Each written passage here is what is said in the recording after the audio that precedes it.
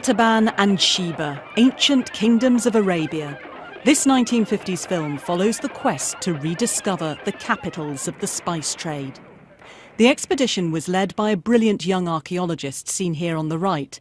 Wendell Phillips, just 28, gathered a team of international experts and with armed guards set off for Yemen.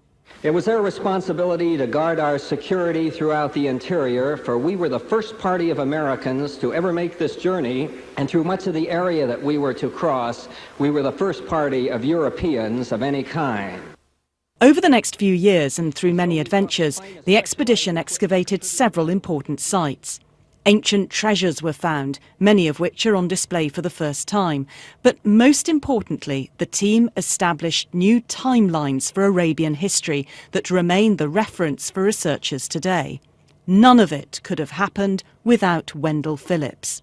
He's the person who inspires, and it's quite clear that he's able to coordinate the support, but at the same time coordinate some really great archaeologists.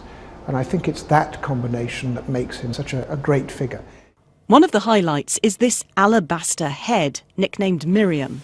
I was once offered $100,000 for this head, and I refused to sell it. Miriam with blue lapis lazuli eyes, a dimple in her chin, cautery incision marks on each cheek, an Egyptian-style hairdo, holes for a necklace, and only the tip of Miriam's nose missing. Miriam was also the treasured possession of Phillips's sister, who continues his work today and gave much of his collection to the Smithsonian. We had her in our house, and it was always so, why do we have all these things, Mama? Because your brother's excavating them.